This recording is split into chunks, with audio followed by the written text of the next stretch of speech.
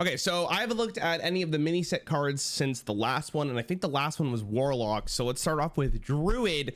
Contaminated Lasher, 2 mana, 3/2 battlecry. If you've cast 5 or more spells this game, refresh 4 mana crystals. Man, why do they always have to give Druid like the most ridiculous cards in the game? 5 or more spells is not that difficult for Druid. This is much more of like a late game thing, maybe a mid-range kind of thing. I don't think this is like an aggro card. This is like a late game Druid card. The great thing about this though is you're basically getting 2 mana back for a 3/2 stat line. But I don't know, like I think in first glance this card is really good, but the more you think about it is like you have to put this card into your deck and you have to take something out, and I'm not really sure if Druid really needs to do that.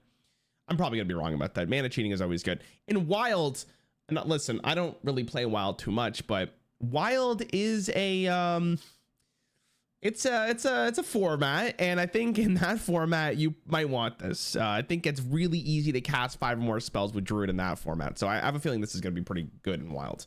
Forbidden Fruit, 0 mana. Spend all your mana, choose one, gain that much attack this turn or twice as much armor. So that's actually kind of nice. This is a throwback to Old Gods, where they had these cards with other classes. I don't think Druid got one, so they're finally getting one. Gain that much attack this turn or twice as much armor. God, that's really interesting. Imagine they gave this to Warrior. Holy moly, that'd be crazy. I think the best thing about this card is the flexibility, but it also works really nicely with the forged weapon dude who gives you like Ignis or whatever his name is.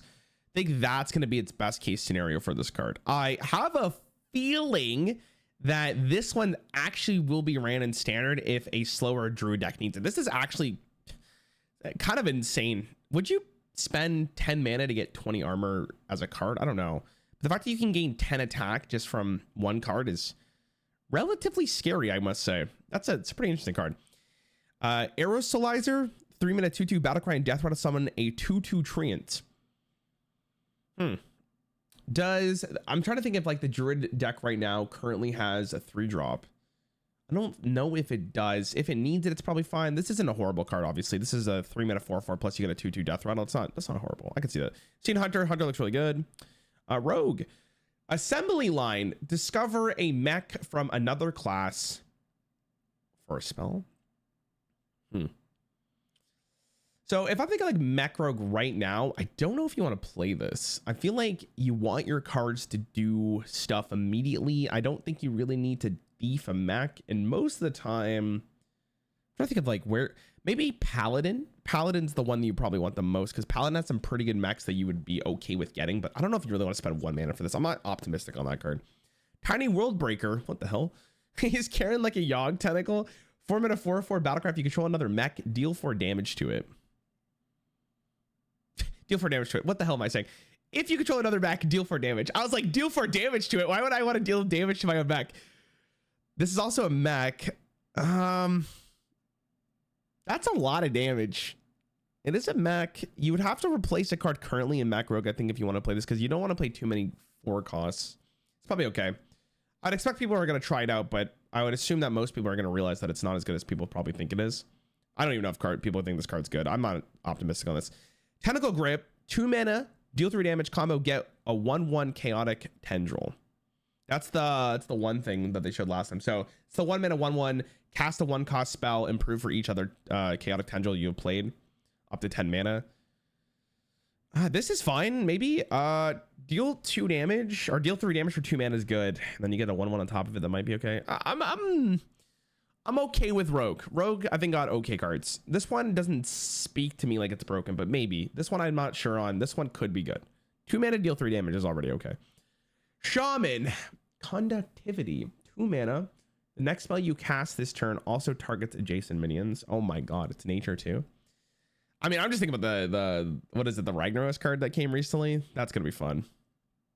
Other than that, though, I don't know. Maybe there's some other thing I'm not thinking about, but I think that's like your best ticket, because imagine for 7 mana you get 3 rags. Jesus Christ. Infested Watcher, 4 mana 4/4 taunt death rattle, get 2 1/1 chaotic tendril. So every class seems like they're getting a chaotic tendril kind of thing. I mean, listen, it's probably not going to be a good card, but if you want to play with chaotic tendrils, sure, go for it. You know, that's pretty much how you're going to describe this. In Arena, this actually might be good. Shockhopper, 1 mana 1/2 battle cry, get a random overload card of elemental and beast. What a, like, it's so funny that they just make these cards still. This is like a card that I think the Ben Bro team would have made. It's just it's fine, whatever. Yeah, 1 mana 1/2, sure. Random overload card. If you want more overload cards and you want to play a minion with it, it's an elemental beast. That might be relevant. It's a cool art. It's really cool art though. Looks like it doesn't really have like a back of its like neck. It kind of just fades out. Maybe it's getting hit by that lightning and that's why it's like dying. I don't know. We saw Warlock Warrior, General Visox, Vesix. I don't know. 7 mana 7/6 rush battle cry, gain 4 armor, death battle, lose 4 armor to resummon this. Rush battle cry, gain 4 armor, death battle, lose 4 armor to resummon. Sorry, I thought like I don't know if you guys noticed. Like I kind of was like, what? Yeah, it seems good. I mean, if you have at least 4 armor, this is not a bad card. You wouldn't play this if you didn't have armor. And you get 4 armor for playing the card. So if you already had 4 armor, this is amazing. This is a good, I mean, it's probably good. It's probably going to be played in Odin Warrior. There's not really anything to do on turn 7 anyways. So, and it's not like you lose any of the current power in the warrior deck if you run this card, because Odin just gives you armor regardless, and then you get stuff on top of it. So this is probably going to be good. Battle Worn Faceless, 2 mana 2/2 battle card, transform into a copy of a damaged minion. Oh god, that card's probably going to be the best card I've ever seen in a while. In the what expansion was it? A Rage Warrior and Ashes of Outlands. One of the reasons why the deck was so good is because of the 3 mana card that did the exact same thing, I'm pretty sure. So this card's, I'm gonna call this now. This card's getting played. Sanitize, Forge for 4 mana, deal damage equal to your armor to all minions. Forge, gain 3 armor first. Yeah, what in the fuck? This card's also broken. 4 mana to deal all your armor to all minions. Warrior's worst problem right now is they don't have like a good AoE card other than like Brawl. Bladestorm's whatever. Bellowing Flames is good, but again, it's not like, it's like weird AoE because it doesn't fully clear the board always. This is insane. It's a very good card. And it's another Forge card for the Ignis card in your deck. I mean, okay, Warrior looks absolutely absurd, if I'm just going to be completely honest. All 3 of these cards are playable, and all 3 of these cards probably will see play. Jesus Christ.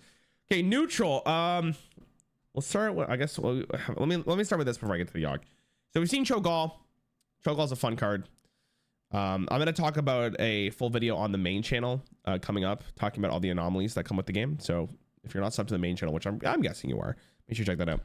I have Chaos, 5 mana 5/4 battle cry, get 2 chaotic tendrils. Oh my god, okay, chaotic tendrils. Again, this card's not playable, but if you want to play the chaotic tendrils, go for it. Prison Breaker, 4 mana 4/4 battle cry. If you've cast 5 or more spells this game, deal 3 damage to all enemies. Wow, okay, that's kind of cool. It's a neutral AoE card. They don't usually print neutral AoE cards because they don't want every class to have AoE available to them. But that was a while ago. This is current Hearthstone. Maybe. Depends what class. I can maybe see Death or Demon Hunter play this. Can maybe see Druid play this. Druid probably wants this, to be honest. All right, let's start with Yogg. Let's finish off with Yogg. So I'm gonna be honest. I saw the Yogg Saron already.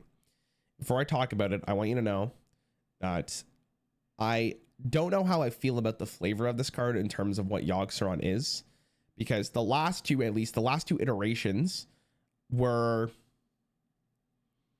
more like, I think, epic than this one is. I think this one is a very tame version of Yogg, and they probably learned from the previous 2 examples. But when I think of Yogg Saron, at least from like a Hearthstone perspective, I genuinely think that Yogg should have been like a little bit more spicy. But we'll get to why I think that in a quick second. 15 mana, 7/5, Yogg Saron Unleashed Titan, cost 1 less for each spell you've cast this game. That is a pretty reasonable effect, and for 15 mana, it may take you a little bit for you to actually play this, but some classes can take advantage of this. If I had to guess, on average, this card will be played as around 7 or 8 mana. I think it's very reasonable if you're putting Yogg Saron in your deck. You have a lot of spells. This card fits in. It's going to be good in Rogue. I have a feeling Rogue is going to really like it. I think Druid's going to really like this one. But for for what it is, for balance wise in a vacuum, this is a good stat line for it. There's a good mana cost for it, I should say, because the effects are actually pretty great. Take control of an enemy minion. It's not random. That's very important to note here. This is a just here you go, bada bing, bada boom. You can take control of any minion, including Titans, which is really interesting because if your opponent plays, I don't know, there's Sargeras, you can take it, even though you probably don't really want it because you want the portal with it. If they, whatever, right? You could take any Titan, which is cool. You can take any minion. It's not random. It's a pretty big deal. It's basically Yogg Saron cast Mind Control, which Mind Control used to be a pretty good card, but now you get a 7/5 with it and potentially even cheaper, right? Then there's Induce Insanity. Force each minion to attack a random enemy minion. So, sorry, not each minion. Force each enemy minion to attack a random enemy minion. This is actually a pretty great card because unlike Mass Hysteria or unlike Hysteria itself, they can attack any minion on the board. This basically says board clear, kind of. For the most part, it probably will end up clearing your opponent's board unless they have death rattles and stuff. So that's actually a pretty good card as well. The last one here is Tentacle Swarm, which is fill your hand with 1/1 chaotic tendrils. Now, this is the one that I think if you're trying to win the game, you will never pick this one. This one is the weakest one by far. And when you compare this to like the regular Yogg, I think what happens is, generally speaking, that you're going to be really delayed in like what you want to do unless you played other chaotic tendrils before, right? Because if this is your first time getting it, on average, you're probably gonna get like 6 or maybe 6 or 5, I want to say, by the time you get to play Yogg, depending on what your deck is and how fast you're playing cards. But this is pretty slow, and it's not as spicy as Yogg because it doesn't just cast random cost spells all the time. It casts more, I want to say like this is a much more easy to judge card to play when it comes to randomness, right? This isn't every spell. It's every spell in that mana cost for when you play a chaotic tendril, which is cool. But I just feel like when it comes to Yogg, I kind of want it to be more chaotic. Like the reason why I think the old Yogg was so loved was because it was like, holy shit, like what's going to happen now? But they probably learned from it. So in terms of like balance, and I think just playing against it and variance, it's a lot more understandable. It's a lot easier to play with, and it's probably not going to be as frustrating to at least play with. But my thing with Yogg here is I genuinely think that people are going to just pick these two almost 100% of the time. If it lives, maybe you're a little bit more willing to do this, but playing a Yogg into Reign of Chaos is insane most of the time, right? Speaking of insanity, like playing Yogg into Induced Insanity is really, really good. But this one just feels so weird because it's not immediate, and depending on how cheap your Yogg is, you may not even get the chance to actually play the Tentacle Swarms in the same turn. And I would imagine that most people who are playing Yogg, because again, Yogg is actually a good card here. Like this isn't a bad card at all. In a vacuum, it's just a pretty good card. But it doesn't have that like insane flavor that Yogg used to have. And again, I think it's just very, very based on they've learned what previous Yogg has done to the game. So it's interesting. I mean, I'm going to be real here. I think the mini set looks pretty good. I'm kind of excited to see the rest of the cards. And other than Warlock, I think most of the decks have gotten some pretty good cards overall. I'm scared of Warrior though. Let me know what you think of the Yogg. I'll see you guys in the next one. Thanks for watching.